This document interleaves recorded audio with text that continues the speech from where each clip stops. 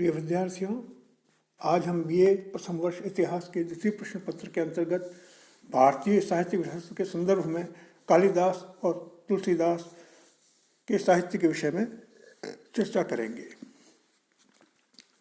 महाकवि कालिदास को प्रायः चंद्रगुप्त द्वितीय विक्रमादित्य के काल का बताया जाता है, लेकिन अन्य विद्वानों के मत में वह महाराजा विक्रमादित्य की राजसभा के नवरत्नों में से एक था।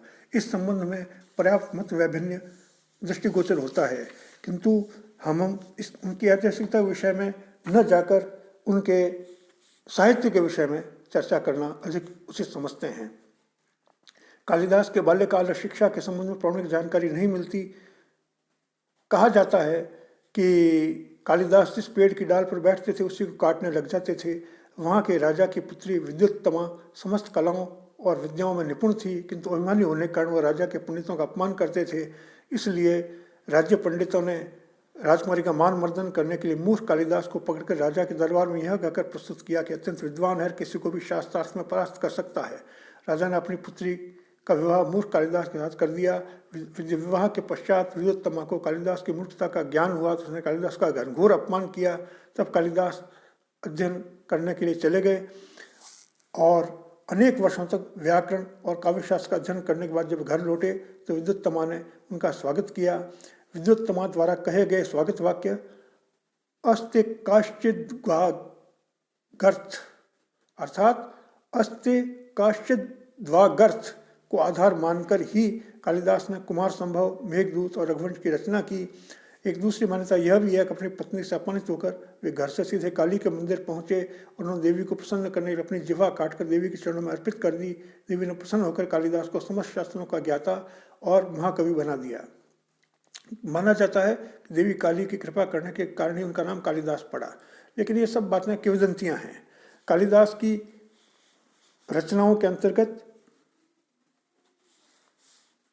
दो महाकाव्य रघुवंश और कुमार संभव, दो खंड काव्य ऋतुसंहार और मेघदूत और तीन नाटक विक्रमोर्वशीयम, मालविकाग्निमित्रम और अभिज्ञान शाकुंतलम प्रमुख हैं। ऋतुसंहार एक गीति काव्य है। इसमें 6 सर्ग हैं।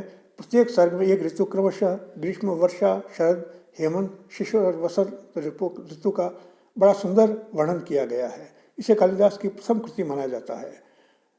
कुमार संभव कालिदास का उत्कृष्ट महाकाव्य है। इसमें 17 सर्ग हैं। कुमार संभव की कथा वस्तु का आधार शिव पुराण और विष्णु पुराण में वर्णित कथाएं हैं, किंतु कालिदास ने अपनी कल्पना के मिश्रण से पौराणिक घटनाओं में नवीनता, सरलता, लालित्य उत्पन्न किया है। इस कारण यह मौलिक काव्य बन गया है।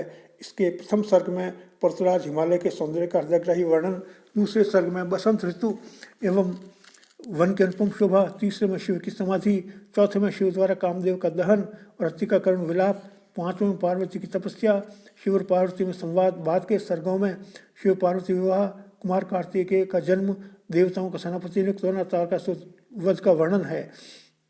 कुमार संभव में पार्वती के यौवन और सौंदर्य, रति का विलाप, शिव पार्वती विवाह आदि प्रसंग अत्यंत ही भावपूर्ण सुंदर बन पड़े हैं। कहा जाता है कि माता पार्वती के सौंदर्य का श्रृंगारिक वर्णन करने के कारण कालिदास को कोढ़ हो गया था, जो बाद में शिव पार्वती की कृपा से ही ठीक हुआ। रघुवंश एक अनुपम महाकाव्य है। इसमें 19 सर्ग हैं। कालिदास की रचनाओं में संपूर्ण संस्कृत साहित्य में रघुवंश को सर्वाधिक ख्याति प्राप्त है। इस ग्रंथ का मूल स्रोत वाल्मीकि रामायण है। रघुवंश में सूर्यवंशी राजा दिलीप से लेकर रघु, अज, दशरथ, राम, कुश आदि 29 राजाओं की जीवन घटनाओं और उनके 1000 साल के इतिहास को क्रमबद्ध रूप से सजाया गया है। रघुवंश की रचना का मूल उद्देश्य महाराज रघु की वंश परंपरा का वर्णन करने के साथ साथ श्री राम के जीवन की घटनाओं का सविस्तार वर्णन करना रहा है। इस लक्ष्य की पूर्ति हेतु राम और उनके जीवन वृत्त का वर्णन 10वें सर्ग से 16वें सर्ग तक 7 सर्गों में किया गया है, जबकि राम के पूर्वज दिलीप, रघु, अज और दशरथ के जीवन वृत्तों का वर्णन प्रारंभ के 9 सर्गों में तथा आगे के सर्गों में राम की आगे की वंश परंपरा का वर्णन अंतिम 3 सर्गों में संक्षिप्त रूप से किया गया है। रघुवंश में रघु के पुत्र अज का इंदुमती से विवाह, कोमलमाला के गिरने से इंदुमती की मृत्यु और अज का करुण विलाप, पुष्प भगवान द्वारा राम और सीता का रमणीय स्थलों का भ्रमण आदि प्रसंगों का अत्यंत मनोहारी चित्रण है।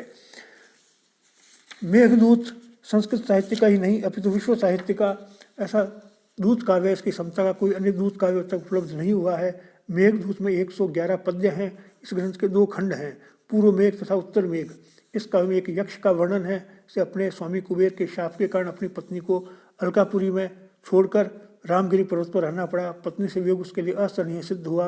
उसने वर्षा ऋतु में मेघ को उत्तर दिशा में पर्वत की ओर जाते देखा तो मेघ से आग्रह करने लगा कि वो मेरी प्रिया तक मेरा विरह संदेश पहुंचा दे। कालिदास की जितनी ख्याति कवि के रूप में है, उतनी ही ख्याति नाट्य लेखक के रूप में भी है। विक्रमोर्वशीय नाटक के नायक और नायिका पुरूरवा और उर्वशी हैं, जिनका उल्लेख ऋग्वेद, शतपथ ब्राह्मण, मत्स्य पुराण में हुआ है। कालिदास ने उनकी प्रेम कथा को विक्रमोर्वशीयम नामक नाटक में ढाल दिया है। नाटक में पुरूरवा का देवलोक की अप्सरा उर्वशी से प्रेम होना, ऋषि वन में जाने से उर्वशी का लता बन जाना, पुरूरवा का उसके वियोग में पागल होकर इधर उधर भटकना, संगमनीय मणि द्वारा उर्वशी का पुनः अपने रूप में प्रकट होना और अंत में दोनों का पुनर्मिलन होना आदि का बड़ा मार्मिक चित्रण हुआ है। मालविका के मित्रम यह एक ऐतिहासिक नाटक है। इसमें 5 अंक हैं। इसमें शुंगवंशीय राजा अग्निमित्र और उसकी रानी इरावती की परिचारिका मालविका की प्रेम कथा है। मालविका अपने सौंदर्य से अग्निमित्र का हृदय जीत लेती है। रानी इरावती को जब इस बात का पता लगता है तो मालविका को कारावास में बंद करवा देती है। अंत में यह मालूम होने पर कि मालविका भी राजकुमारी है, उसका अग्निमित्र से विवाह हो जाता है। अभिज्ञान शाकुंतलम कालिदास का यह नाटक संस्कृत साहित्य की उत्कृष्ट रचना है। इसकी कथा वस्तु महाभारत और पद्म पुराण के कथानक से ली गई है। इसमें ऋषि विश्वामित्र के तपोभंग, शकुंतला की उत्पत्ति, दुष्यंत से प्रेम और गंधर्व विवाह का वर्णन है। कालिदास ने इस पौराणिक कथानक को 7 अंकों वाले नाटक में ढाल दिया। इसमें हस्तिनापुर के राजा दुष्यंत, ऋषिपुत्री शकुंतला के प्रेम, वियोग तथा पुनर्मिलन की कथा का विस्तृत वर्णन है। प्रथम और द्वितीय अंक में राजा दुष्यंत और शकुंतला में एक दूसरे के प्रति अनुराग उत्पन्न होना। तीसरे अंक में दुष्यंत शकुंतला का गंधर्व विवाह और समागम। चतुर्थ अंक में ऋषि कण्व द्वारा शकुंतला को पतिग्रह के लिए विदा करना।